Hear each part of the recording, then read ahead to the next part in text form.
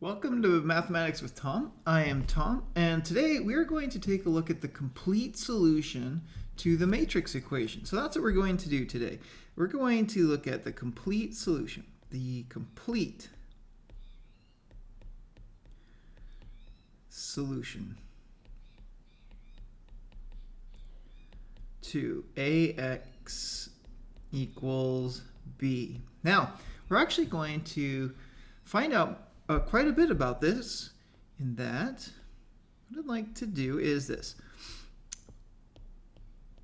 When we solved AX equals 0, we called it the null solution. And I want to use another word today, a word that'll carry on to other classes. The null solution is the solution to the homogeneous equation. That's important enough. I'm even going to use a capital H to the homogeneous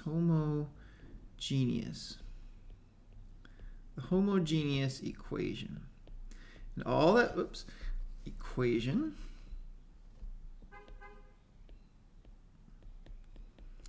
And what that means is that it just means that the equation equals 0.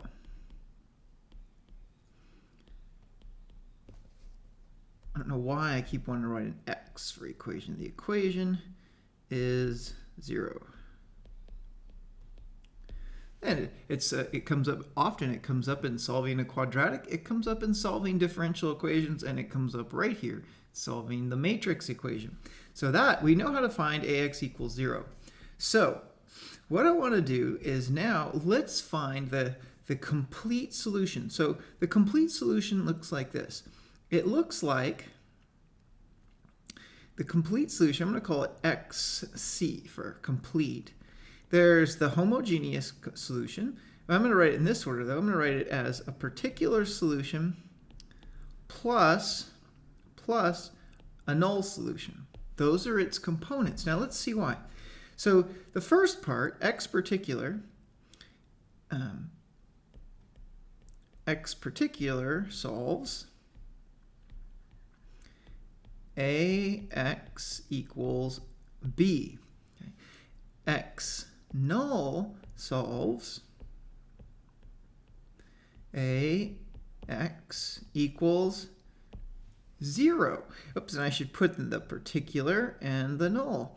Now, let's just add these two equations. Well, if I did, I have AX particular plus AX null equals B plus 0, and that's just B. We could left distribute, so A times X particular plus X null is actually the solution to our matrix equation. So we have two parts, and we're going to take a look at a problem today that shows us how those two parts come out all at once. All right, here we go.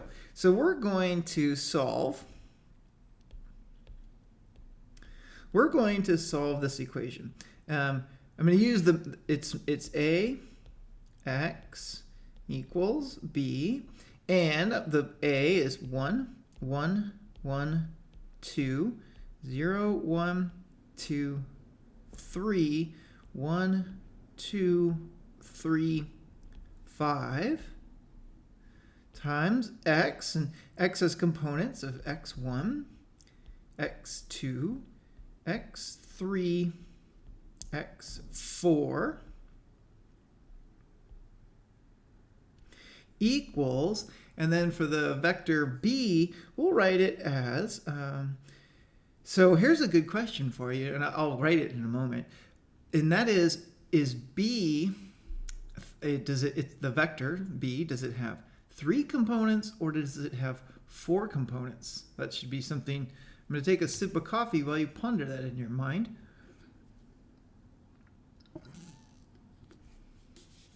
The answer is it has 3 components, because remember, B is a result of the linear combinations of A.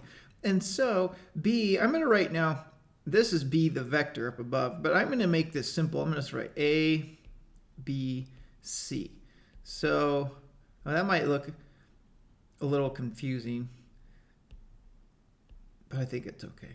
Notice that these two b's, those are not the same b's. This is b, the vector. Maybe I'll use a vector symbol for the vector so there's no confusion.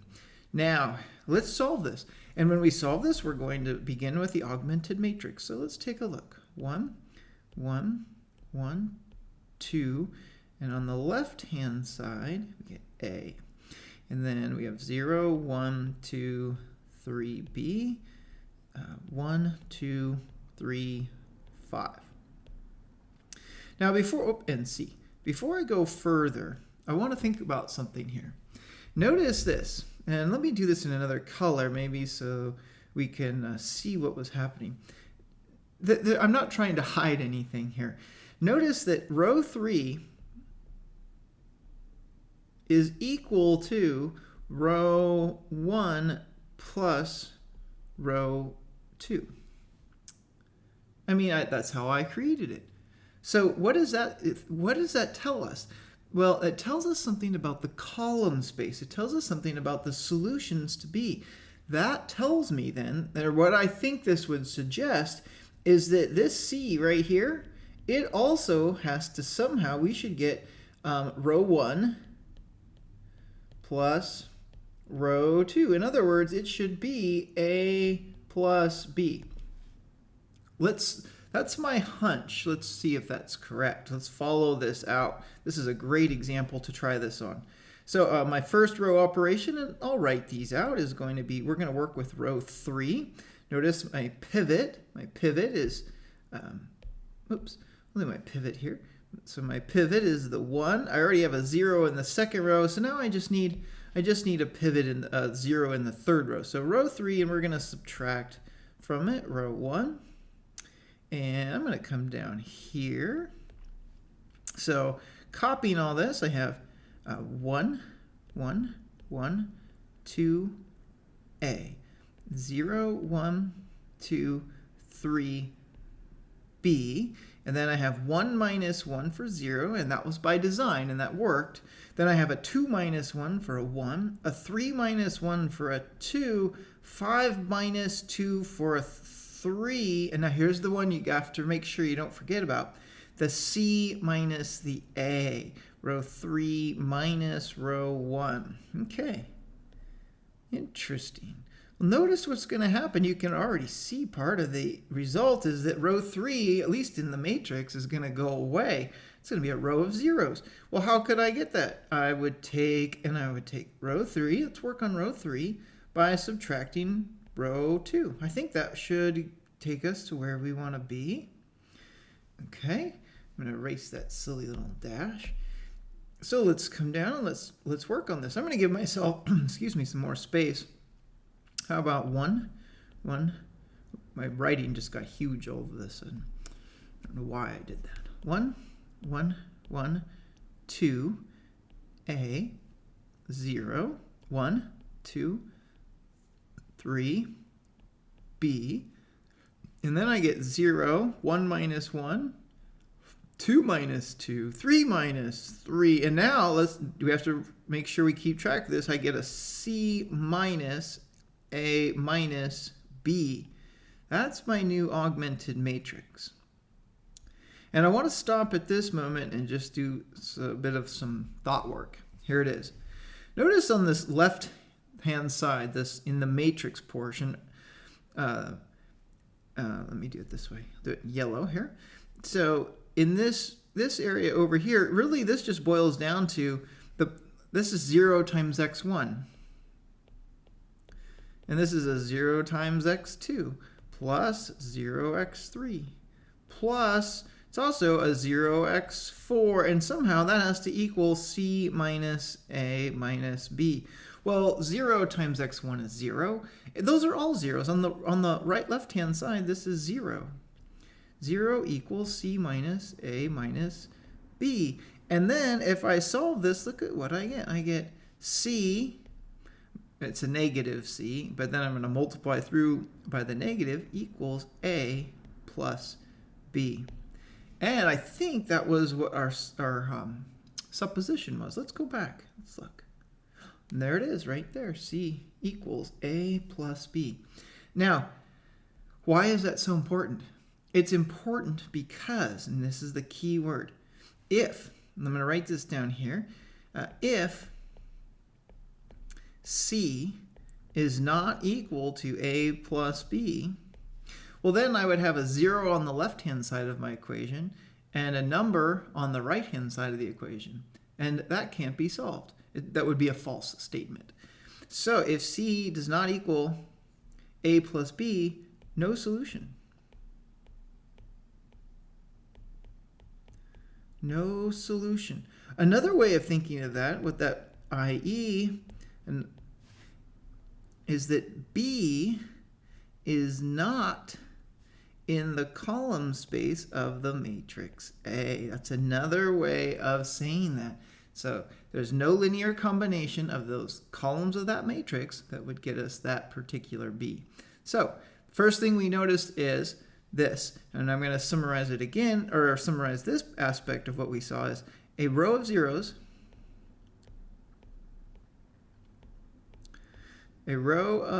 zeros, indicates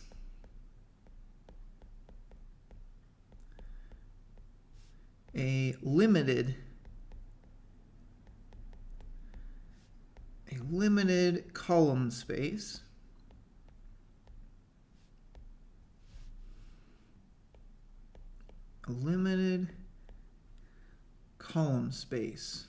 or a restriction, if you will.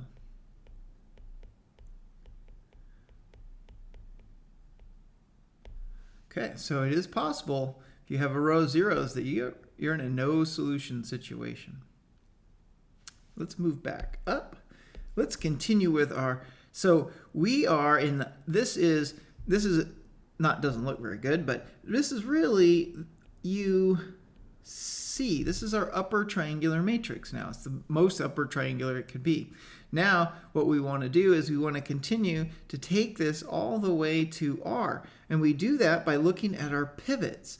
And so our pivot, the pivot that I have now is, the third row didn't have a pivot. So my next pivot is just this one, the one in row 2. So now what I need to do is I need to get a 0 above the pivot in the same way I had a 0 below the pivot. So let's do that. In other words, I'm going to work on row 1 by subtracting row 2. Let's do that. So now I have, let's see, 1, and then I have a 1 minus 1 for 0, a 1 minus 2, a 2 minus 3, and then an A minus B. And then I have, copying my second row, I have the 0, 1, 2, 3, B, and my final row, 0, 0, 0, 0, C minus A minus B. Okay, now where am I at? This left-hand side, this is R, or the reduced row echelon form of A. Okay, and on the right-hand side, I just have a new version of B. We're going to look at how that helps us here in a moment as well.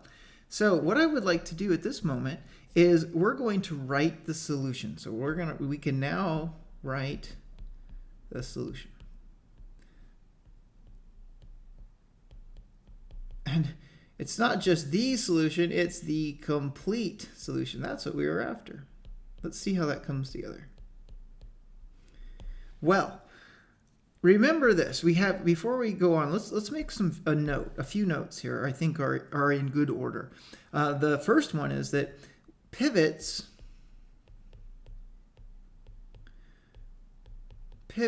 in columns 1 and 2, we solve for pivots. Solve for pivot variables.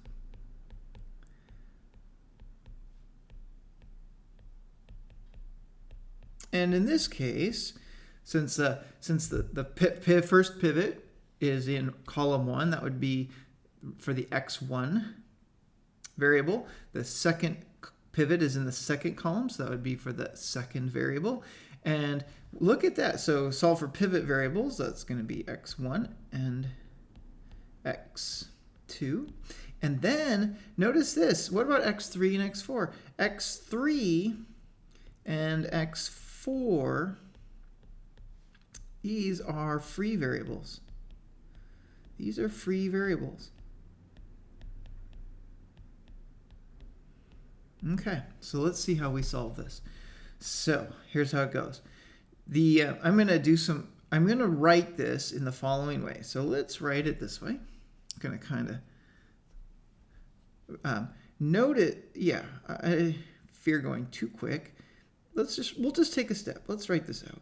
x1 minus x3 minus x4 equals a minus b.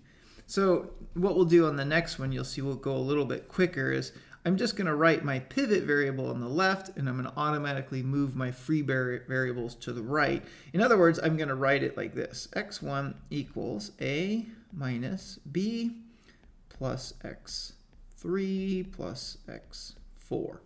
And then let's go to our next equation. Our next equation then says, what does it say? It says that x2 is equal to b minus 2x3s minus 3x4s.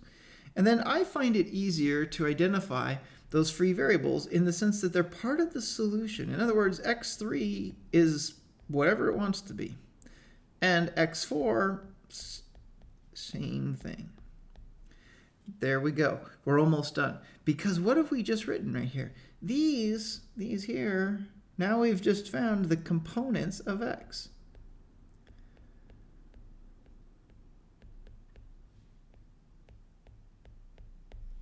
Components of x. Okay, I'm going to get us some more space here. So when we write our solution, we write it like x equals, well, our first component is x1. But what is x1? It's a minus b. I'm going to do it this way. I'm going to come back a little bit. Let me do it. I think this would be an easier way to see this. I'm going to move my x3 and x4 over a little. Let's move them over. I'm going to put the x3 under the other x3s for my free variable, and let's put the x4 under the x4s.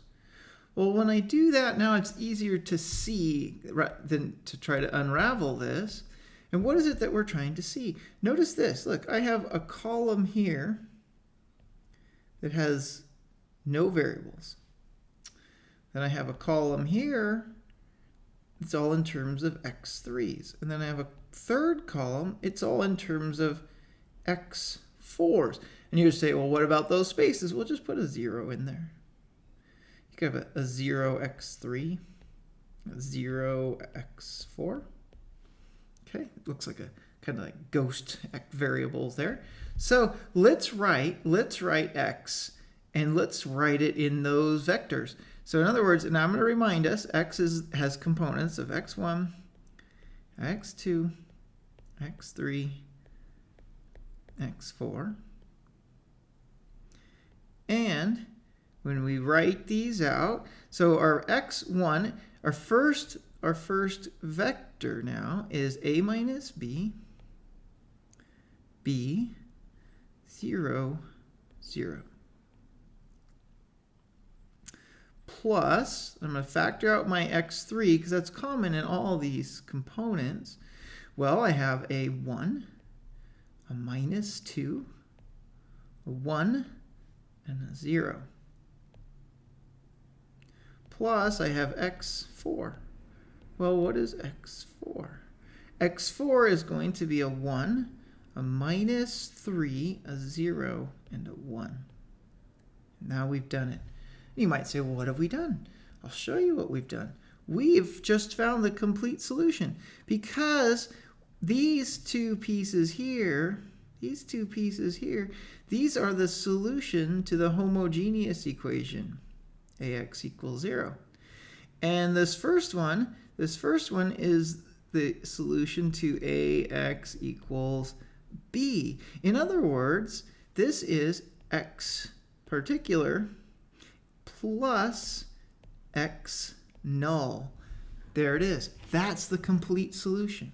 So, oh goodness.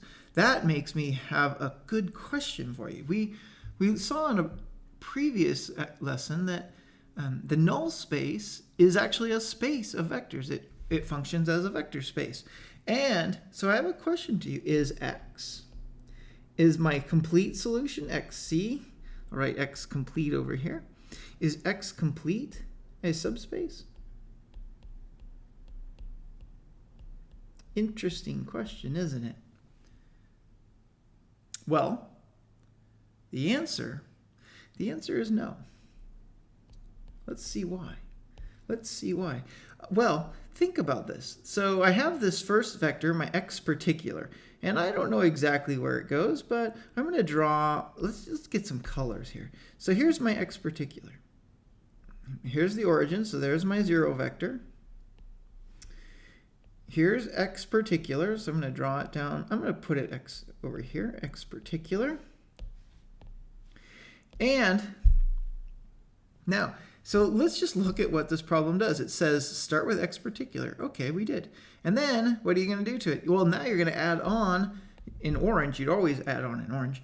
You're going to add on the null solution. Well, the null solution is these two vectors. I could call them maybe S1 and S2. Well, here's S1. And it looks probably like that. And S2, I'm going to draw it maybe over here. Maybe make it a little longer.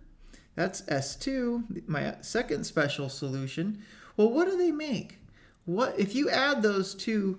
If you add those two S's, if you add the S's, I'm going to use this color. If you add the S's, well, what do you get? Well, whatever they're scaled by, you get this vector diagonal on the parallelogram. Well, if you just sit here and you keep adding them, what are you going to get? You're going to get all of these points. All of these points. And you can keep going. You can get points out here. And you can get all these points out here. And all of these points. And even these places that are going to go back behind the part of the arrow part of the ray of x particular. So what do I have? What have I done? I have just taken a vector and stuck a plane on the end of it. Well, does that plane? It's not even close to 0. 0's up here by itself. Right away, we know that the solution cannot be a subspace because it does not contain the 0 vector. So that's why. So let's put that no as the answer, and it's because the 0 vector is not in x complete. Okay. Now, let's return. There's a few more things I want to, I think should look at. And that is you should always ask yourself, if you're in a test environment and you wanted partial credit, I tend not to give partial credit anymore, and here's why. Because you could check and you should know right away whether your answer is correct. Well, why is that? Because S1 and S2, if you take those are the null solutions. So if I take A times S1, I'd better get 0. Or if I take A and I multiply it by S2, I should also get 0. If that's not the case, then you know right away you need to go and make some kind of a correction. And so let's just check. I could have made a mistake. I'm going to try, let's check this first one, AS1. So A is 1, 1, 1, 2, 0, 1, 2, 3, 1, 2, 3, 5. And let's multiply that by S1, that's 1 minus 2, 1, 0. I'm sorry, by S1. And when I multiply these, I'm going to write this out. I get a 1 times 1. I get a 1 minus times a negative 2. I get a 1 times 1, and then I get a 2 times 0. That'll be my first component. And oh, look at that. That equals 0. So we've got the first part of our vector right. Let's try again. So now I'm going to have a 0 times 1, 1 times negative 2, 2 times 1, and then a 3 times 0. And again, that's 0. We need one more. Let's see if this is going to work.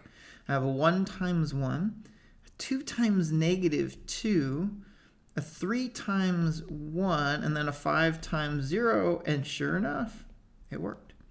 All right. And I would encourage you to take a moment and verify that S2 does in fact work. Now there's something even more. So I'm gonna go back up for a moment here. We're gonna go back up, so don't bear with me here. Let's return to our initial supposition. Remember that? And that was right here, up here with regarding the solution. We said that the third element of B has to equal the sum of the first two. So let's come down here. And let's just take a look at any B. For example, suppose B equals, how about 1, 3, 4? Oh, no. That's not that. How about 1, 3, 5? Let's just go with some odd numbers right off the bat. Is that a solution? Well, right off the bat, 1 plus 3 is not 5. So this, if B was 1, 3, 5, the answer would very simply be no solution. Okay, well, we do know this. But what we just found out is that 1 plus 3 is 4. So what if B, in this case, is 1, 3, 4? Well, because 1 plus 3 is 4, we know that B is a solution. B is a solution. Because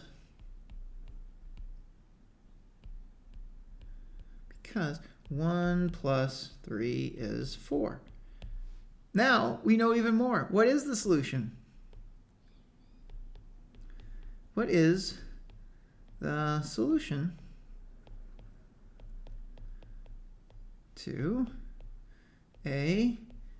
Ax equals, and let's use this particular B, 1, 3, 4. Okay, let's find out. Let's find out. We don't have to do all the work. We've already done it. How is it? The work is done for us right here. It says that X is that. I'm going to bring that down just so we don't have to try to memorize that solution. Copy that. Let's bring it down here. And I'm going to paste it over here. We know that that is our solution. Okay? That is X. Well, let's take a look. X equals A minus B. So the first one minus the second one. So that's 1 minus 3. That's a 2. And then the 3 is the B, the second component in the second spot. So that's a 3. And then 2 zeros. That's X. In other words, what I claim is that if I take the matrix A, 1, 1, 1, 2, 0, 1, 2, 3, 1, 2, 3, 5, like that, and I multiply that by 2, 3, 0, 0, I should get the vector 1, 3, 4. Let's check. You know, this is almost easier to look at it as linear combinations of the columns, because the first column is going to be 2, 0, 2. I took, remember it's linear combination, so I took 2 times this first column, and then we can take 3 times the second column, so plus, well, the second column is going to be a 3, 3, 5. 3. Oh, I made a mistake. Goodness gracious. Sorry. If I could add correctly, let's see, a minus b. So my solution shouldn't have been a positive 2. This should have been a negative 2. So let me fix that. Negative 2. So I have a negative 2, negative 2, negative 2. Okay, there we go. That's much better. Hopefully you already caught that. And then my 3 times the second column, that's 3, 3, 6. If we add these up, what do we get? I get the vector. And why did I do that? Well, it's because I have 0 times this third column. That's not going to contribute anything. And I have a 0 times the third column. That's not going to contribute anything. In other words, remember, those third and fourth columns were the columns that gave us our free variables. It means somehow this second and third and fourth column, rather, the third and fourth columns, they're just linear combinations of the first two. They add nothing to the column space. So if I add these up, what do I get? I get a 1, I get a 3, and I get a 4 as suspected. And that is how we find the complete solution to the matrix equation. I hope that helps, and thanks for watching.